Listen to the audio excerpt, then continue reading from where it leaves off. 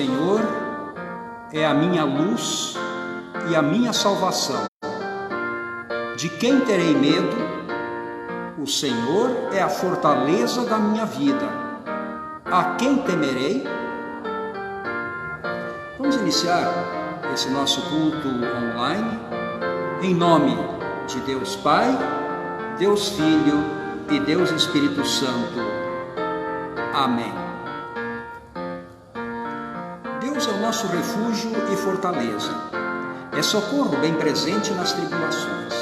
Se dissermos que não temos pecados, a nós mesmos nos enganamos e a verdade não está em nós.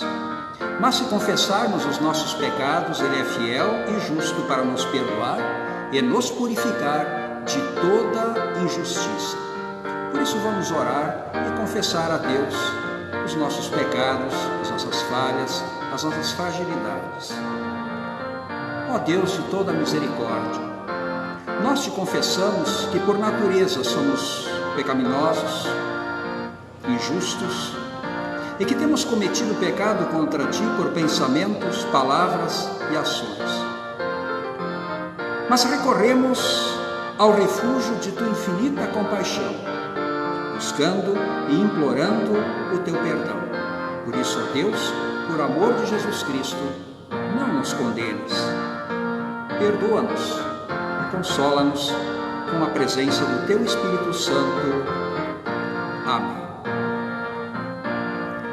Queridas irmãs, queridos irmãos, se esse foi o sentimento e a oração do teu coração, se você confia no perdão de Deus e deseja o consolo do Espírito Santo, então eu, como ministro da palavra de Deus, chamado e ordenado, anuncio a graça de Deus e da parte e por ordem de Jesus Cristo, meu Senhor, perdoo todos os pecados, em nome do Pai e do Filho e do Espírito Santo. Amém.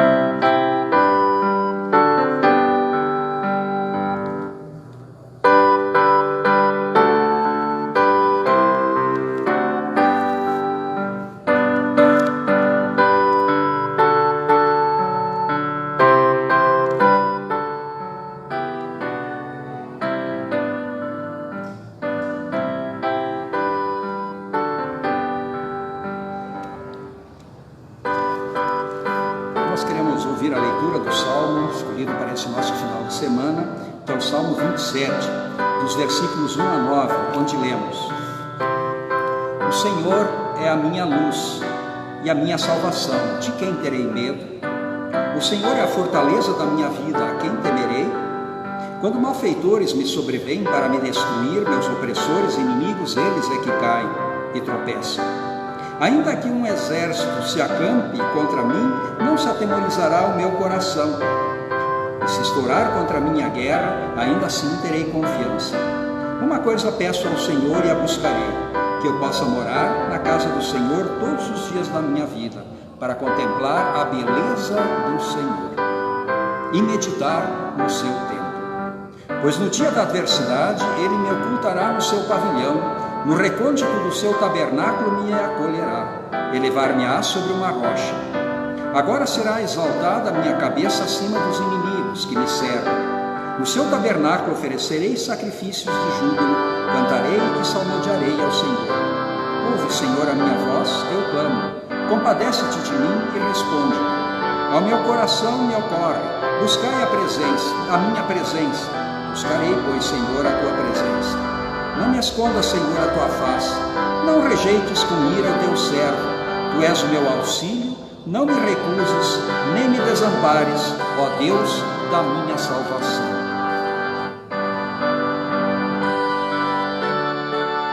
Glória ao Pai, e ao Filho, e ao Santo Espírito, como era no princípio, agora é, e por todo sempre há de ser. Amém.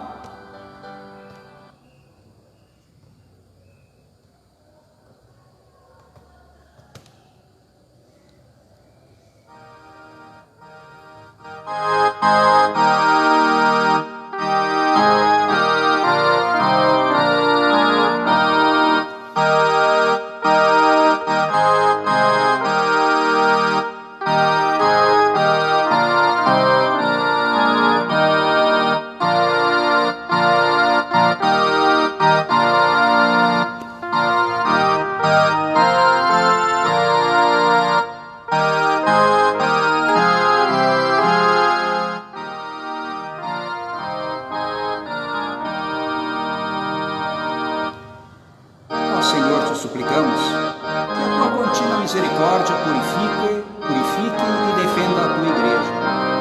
E, portanto, ela não pode continuar em segurança sem o teu socorro. Por isso te suplicamos, preserva o teu povo, sempre, com auxílio e bondade.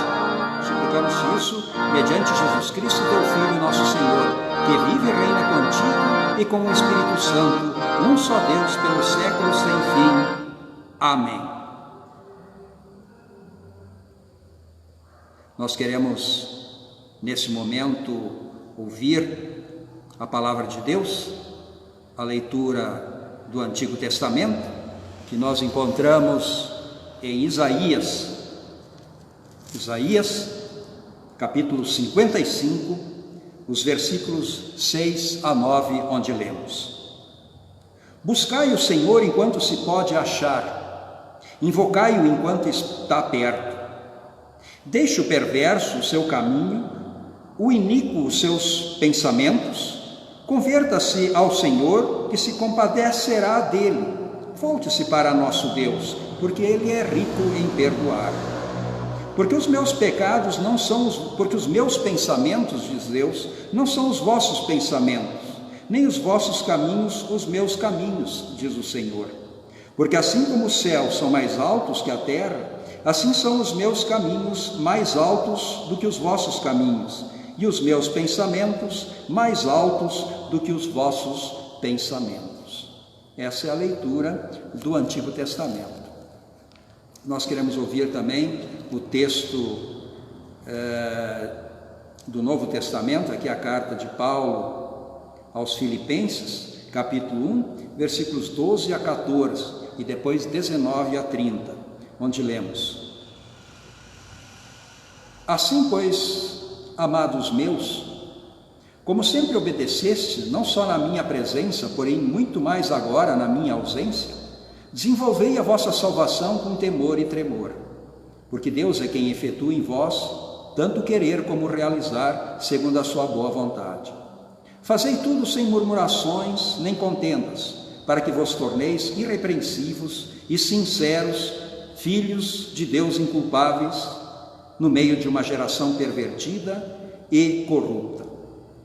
Depois do 19 em diante: Espero, porém, no Senhor Jesus, mandar-vos Timóteo o mais breve possível, a fim de que eu sinta animado também, tendo conhecimento da vossa situação. Porque a ninguém tenho de igual sentimento que sinceramente cuide dos vossos interesses, pois todos eles buscam o que é seu próprio, não o que é de Cristo. E conheceis o seu caráter provado, pois serviu ao Evangelho junto comigo como filho ao Pai. Este, com efeito, é quem espero enviar, tão logo tenha eu visto a minha situação. Estou persuadido no Senhor, de que também eu mesmo brevemente irei. Julguei, todavia, necessário mandar até vós Epafrodito, por um lado meu irmão, cooperador e companheiro. Aliás, o texto aqui é 27, é do capítulo 1, 19. Nós vamos continuar aqui com 19.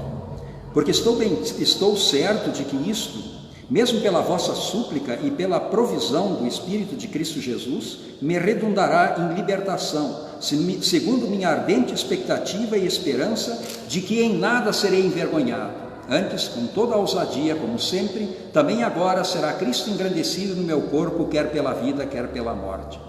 Porquanto para mim o viver é Cristo e o morrer é lucro. Entretanto, se o viver na carne traz fruto para o meu trabalho, já não sei o que hei de escolher. Ora, de um lado estou constrangido, tendo desejo de partir e estar com Cristo, que é incomparavelmente melhor, mas por vossa causa é mais necessário permanecer na carne. E convencido disso, estou certo de que ficarei e permanecerei com todos vós, para o vosso progresso e gozo da fé, a fim de que aumente, quanto a mim, o motivo de vos gloriardes em Cristo Jesus, pela minha presença de novo convosco. Vivei acima de tudo por modo digno do Evangelho de Cristo, para que, ou indo ver-vos, ou estando ausente, ouça no tocante a vós outros, que estáis firmes em um só Espírito, como uma só alma, lutando juntos pela fé evangélica. E que em nada estáis intimidados pelos adversários, pois o que é para eles prova evidente de perdição, é para vós outros de salvação, e isso da parte de Deus. Porque vos foi concedida a graça de padecerdes por Cristo, e não somente de crerdes nele, pois tendes o mesmo combate que vistes em mim, e ainda agora ouvis que é meu. Assim termina a leitura da epístola.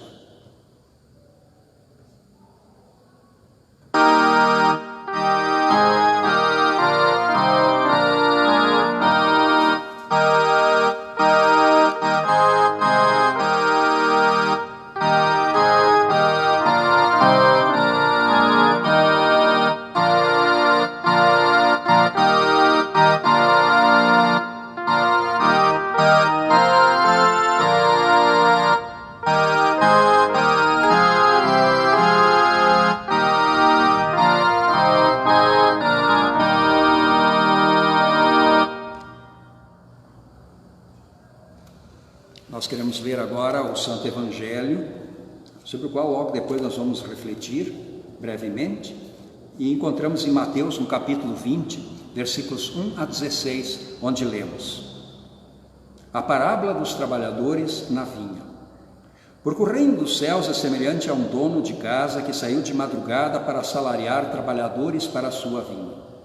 E tendo ajustado com os trabalhadores a 1 denário por dia, mandou-os para a vinha. Saindo pela 3ª hora, viu na praça outros que estavam desocupados e disse-lhes: ide vós também para a vinha e vos farei o que for justo. E eles foram. Tendo saído outra vez, perto da hora 6ª e da 9ª, procedeu da mesma forma, e saindo por volta da hora 10ª, encontrou outros que estavam desocupados e perguntou-lhes: por que estivestes aqui desocupados o dia todo? Responderam-lhe: porque ninguém nos contratou. Então lhes disse ele: ide também vós para a vinha. Ao cair da tarde, disse o senhor da vinha a seu administrador: chama os trabalhadores e paga-lhes o salário, começando pelos últimos, indo até os primeiros. Vindo os da hora 10ª, receberam cada um deles 1 denário. Ao chegarem os primeiros, pensaram que receberiam mais, porém também esses receberam 1 denário cada um. Mas tendo recebido, murmuravam contra o dono da casa, dizendo: esses últimos trabalharam apenas 1 hora, contudo os igualaste a nós, que suportamos a fadiga e o calor do dia. Mas o proprietário, respondendo, disse a um deles: amigo, não te faço injustiça. Não combinaste comigo 1 denário? Toma o que é teu e vai-te, pois quero dar a este último tanto quanto a ti. Porventura não me é lícito fazer o que quero do que é meu? Ou são maus os teus olhos porque eu sou bom? Assim os últimos serão primeiros, e os primeiros serão últimos, porque muitos são chamados, mas poucos são os escolhidos. Assim termina o Santo Evangelho. Vamos agora confessar a nossa fé nas palavras do Credo Apostólico.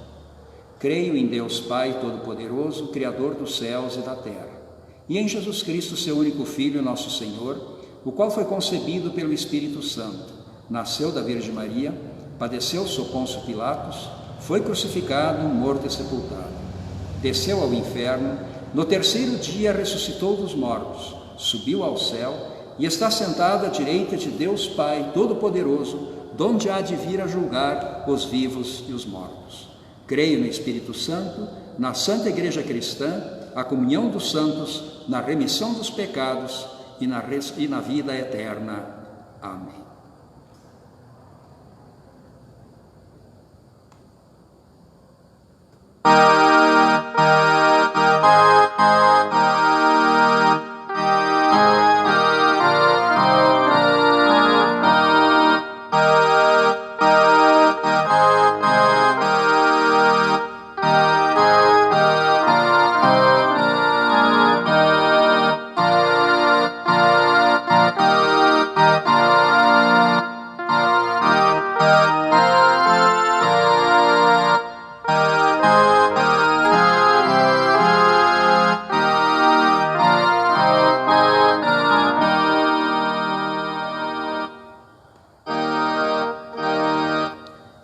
Queridas irmãs, queridos irmãos, que estão juntamente conosco nesse momento de culto e de adoração, nós queremos refletir rapidamente no Santo Evangelho que nós acabamos de ouvir, que é essa história sobre os trabalhadores da vinha.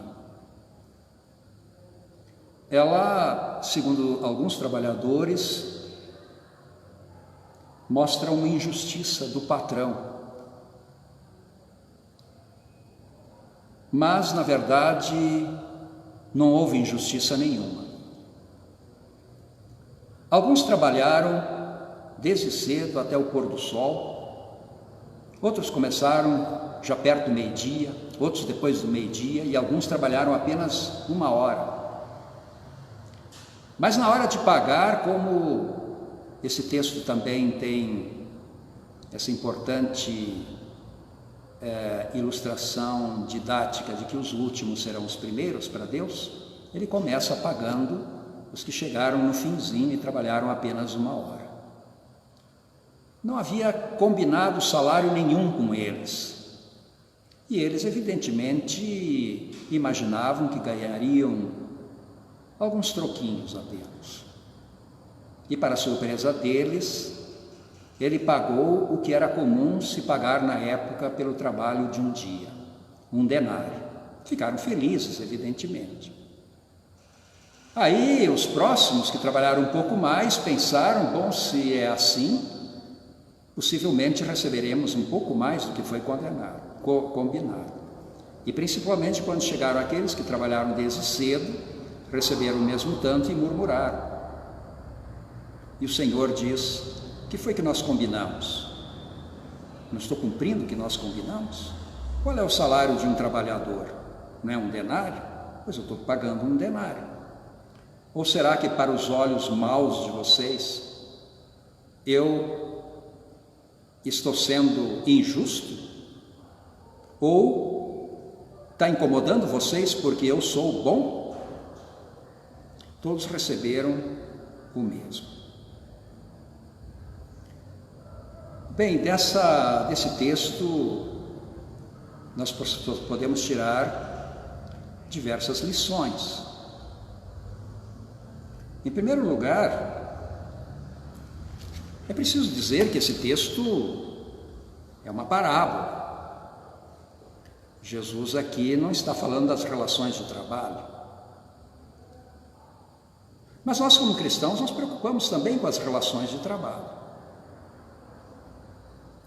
E no nosso país, as relações de trabalho, para a maioria da população, são muito precárias.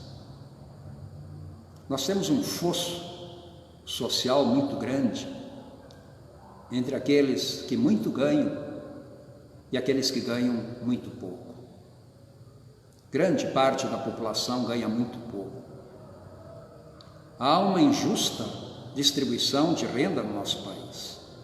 Isso é diferente em países civilizados europeus. Nós, de uma certa forma, nesse campo social, vivemos uma espécie de barbárie, onde, além da precarização do trabalho para muitas pessoas, o ganho destas é incomparavelmente muito menor do que aqueles poucos que ganham mais. Isso é injusto. Isso é injusto e, evidentemente, que é uma coisa que deve entrar nas nossas preocupações como cristãos, porque nós não aceitamos injustiças e gostaríamos que a situação fosse diferente. Nesse tempo de pandemia, por exemplo, as estatísticas mostram que entre os pobres a proporção de contaminação é bem maior do que entre a população mais rica. É muito maior. Porque essa questão aí do isolamento social para aquelas pessoas que têm uma casa bastante grande, funciona. Mas para aquela parcela do povo sofrido, que tem um salário miserável e são explorados, isso não funciona, porque vivem amontoados e não tem como evitar. Sem falar a dificuldade em relação ao sustento da sua família, que piorou bastante. E no nosso país, nos últimos anos, a fome cresceu. Os dados mostram isso, não é uma questão política. Nos últimos anos, a fome em nosso país cresceu. Portanto, o fosso entre aqueles que ganham menos e aqueles que ganham mais tem aumentado. Isso é muito triste. E particularmente é muito triste para esse país, onde as pessoas gostam de se dizer cristãs, mas que de fato não tem uma luta e um esforço o suficiente para tentar mudar esse quadro de injustiça e de morte, diria também. O dono daquela vinha deu um salário igual para todos, porque esse era o salário que ele vira como sendo um salário que garantisse a dignidade daquele que trabalha. Hoje ganhamos evidentemente mais, talvez por produtividade, uns ganham mais porque fazem muita hora extra, mas no caso daquele senhor, todos ganharam o que é suficiente e o que é importante para a sua sobrevivência. E nós sabemos que nesse país muitos, inclusive, trabalham demais e ganham de menos e têm muita dificuldade de poderem assim sustentar com dignidade os seus. Então nós devemos incluir sempre nas nossas orações esse pedido a Deus, que Ele que é justo, que Ele interfira também no coração das pessoas, dos nossos políticos, dos nossos executivos, seja em nível federal quanto estadual e municipal, que se esforce no sentido de trabalhar não para concentrar privilégios, mas para tentar diminuir esse fosso injusto que provoca fome, miséria e injustiça e que deve necessariamente incomodar um cristão fiel e que ama o seu Deus e que por causa disso ama também o seu próximo, particularmente aqueles mais fragilizados. Mas o texto que eu falei, ele não tem essa intenção grande de discutir as relações de trabalho, embora que elas sempre são importantes e precisamos discutir, e que evidentemente essa é uma lição que a gente pode tirar desse texto, não tem problema nenhum, mas ele se refere assim no reino de Deus. E aí tem uma coisa muito a ver com nós, conosco, com cada um de nós. Lembram daquele homem que foi crucificado, que era um ladrão, que foi crucificado, um à direita e outro à esquerda da cruz de Cristo? Estavam pagando pelos seus crimes. Um zombava de Jesus, mas outro se arrependeu no fim de sua vida e disse: Senhor, tem misericórdia de mim e lembra-te quando entrares no paraíso. E Jesus diz: hoje mesmo estarás comigo no paraíso. Jesus o perdoou e o recebeu nos céus.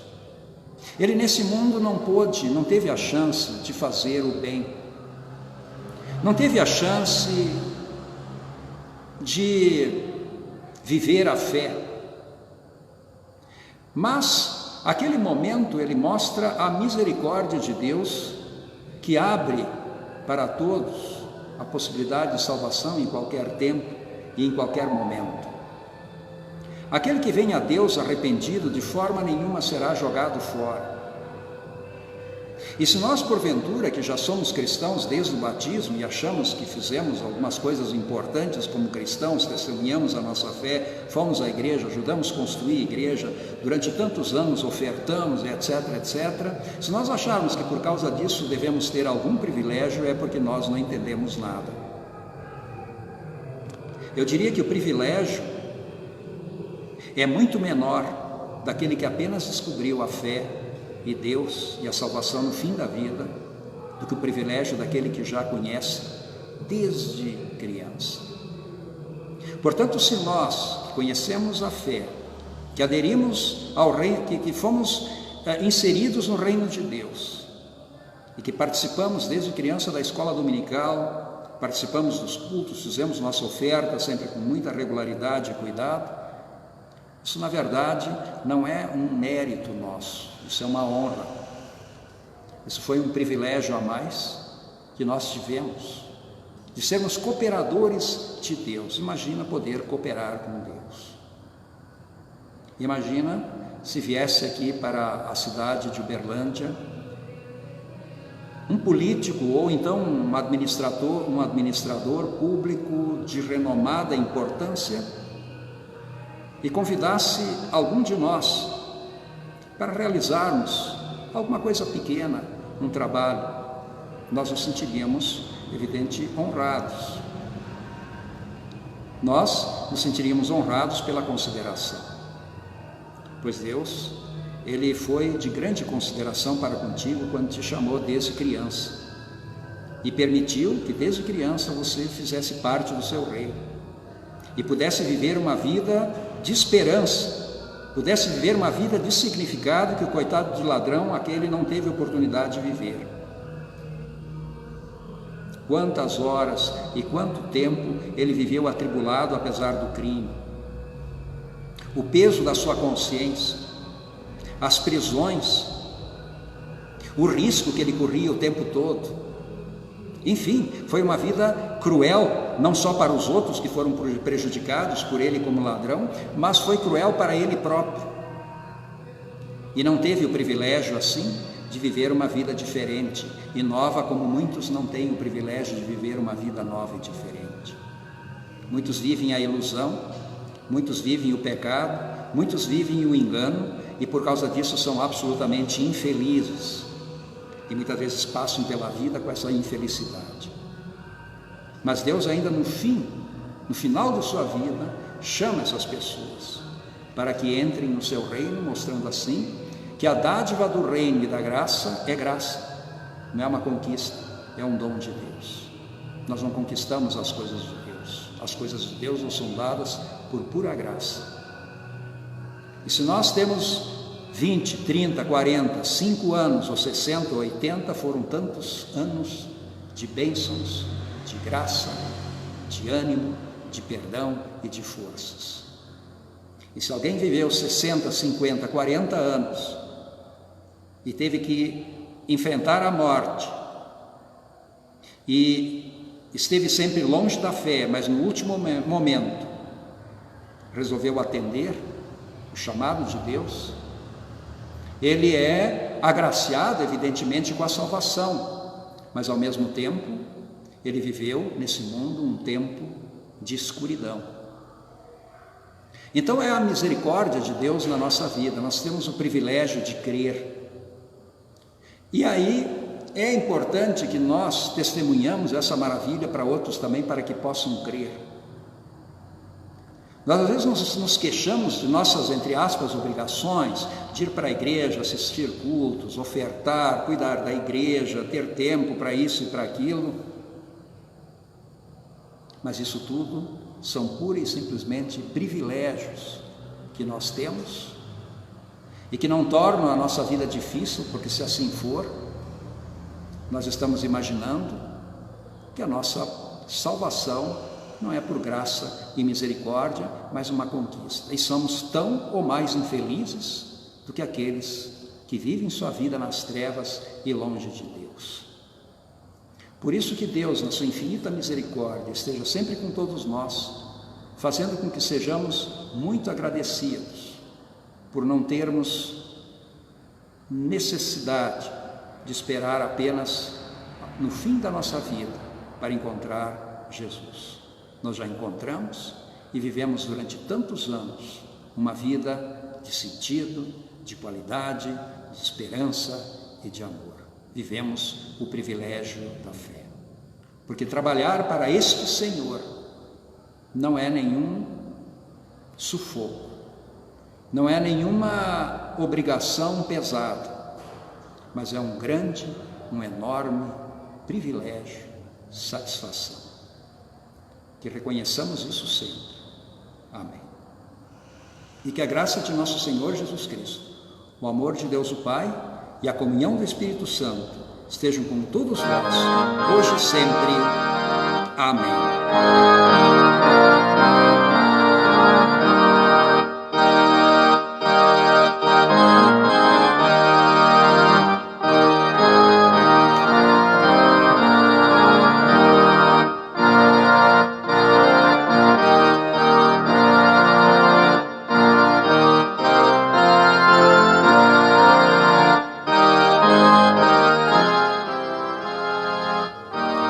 Vamos orar.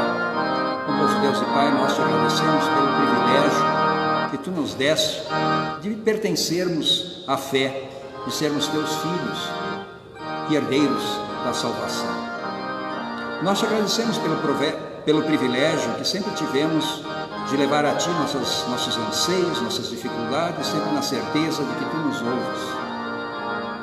Bondoso Deus, nós te agradecemos pelo privilégio de pertencermos a uma igreja, a uma congregação cristã.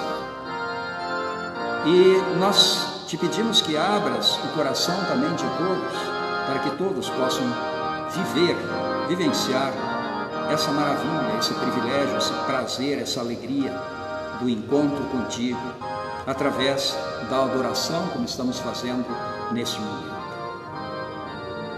Bondoso Deus, nós queremos te pedir também que tu nos abençoes, nos protejas e guardes em todas as nossas necessidades e seja sempre o socorro bem presente em toda e qualquer tribulação. Querido Deus, mantenha-nos sempre firmes na fé. Apesar das dificuldades, dos problemas, das tentações, que possamos sempre, ao cair, levantar, encontrando sempre a tua mão amiga a nos conduzir e guiar. Bondoso Deus, nós queremos te pedir em favor das pessoas que estão passando por algum momento maior de dificuldade, particularmente nesse momento de pandemia, onde algumas pessoas estão doentes, estão com medo. Suaviza-lhes o medo e, se for assim, chega com o bálsamo do alívio da dor, com a presença tua através de médicos, de enfermeiros, de técnicos, de tanta gente, enfim, que nesse momento realiza uma missão nobre e importante. Abençoa essas pessoas e recompensa-as regiamente, ó Deus, por causa disso. Bondoso Deus, nós queremos te pedir em favor do nosso irmão, o Rony, que está enfrentando hoje ou amanhã, enfrentará amanhã uma cirurgia. Que essa cirurgia possa ser bem sucedida. Esteja com ele, com tua proteção, com o teu cuidado. Nós queremos também orar pelo nosso irmão, o Amizade, e por todos os familiares também, pelo falecimento essa semana, a semana passada, da sua sogra. Bondoso Deus, consola os familiares com a ida para a eternidade desta irmã, e que possam se sentir assim também, na esperança de poder encontrar na eternidade com saúde, com bem-aventurança essa irmã que partiu. Bondoso Deus, nós queremos também orar em favor do nosso irmão, o seu Zé, que há umas semanas atrás sofreu uma queda e uma fratura e está se recuperando em função da idade de forma bastante lenta. Esteja com ele para que possa se recuperar. Quero orar também em favor do meu genro, o Heitor, que está com Covid, está em casa, já está melhor, está se recuperando. Abençoa também a minha filha, a Caroline, que também está com sintomas leves, que possa se recuperar, e proteja principalmente as crianças, o Henrique, que é de risco, por causa da asma, e também a Catarina. Proteja-os com tua misericórdia e graça. Bondoso Deus, eu quero orar também em favor da minha mãe, que sofreu um acidente e fraturou o externo, mas que está se recuperando e que possa se recuperar o mais breve possível. Também quero orar pelo meu sogro, que essa semana completou 80 anos e que não está muito bem. Esteja com ele, com tua misericórdia, graça, poder e cuidado. Enfim, ó Deus, nós colocamos essas pessoas nas tuas mãos. Colocamos nossa própria vida nas tuas mãos, na certeza de que tu és um Pai que queres o melhor para cada um de nós, e confiamos nisso. Podemos levar a ti nossos anseios, nossos desejos, nossos sofrimentos, nossas dores e preocupações, sabendo que em ti nós encontramos guarida, ouvidos inclinados e também socorro. Nós te suplicamos isso, ó Deus, e agradecemos em nome de Jesus, o nosso Senhor e Salvador. Amém. Pai nosso que estás nos céus, santificado seja o teu nome. Venha o teu reino. Seja feita a tua vontade, assim na terra como no céu. O pão nosso de cada dia nos dá hoje, e perdoa-nos as nossas dívidas, assim como nós também perdoamos aos nossos devedores. e não nos deixes cair em tentação, mas livra-nos do mal. Pois teu é o reino, o poder e a glória para sempre. Amém.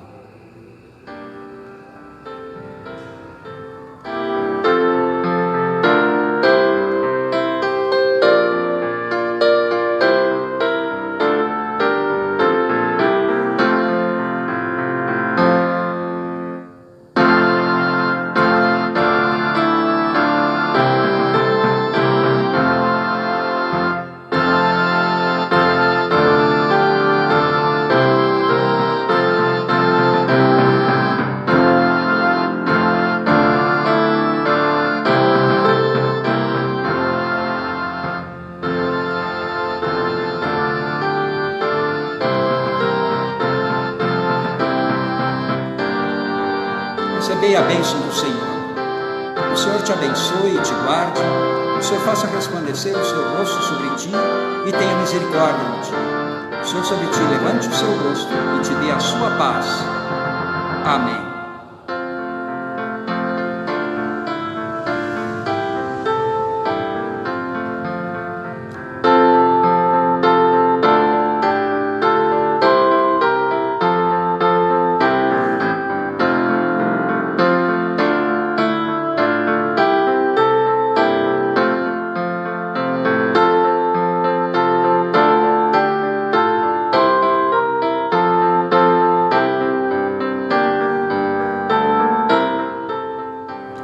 Boa noite e que todos tenham um bom domingo e um bom começo de semana.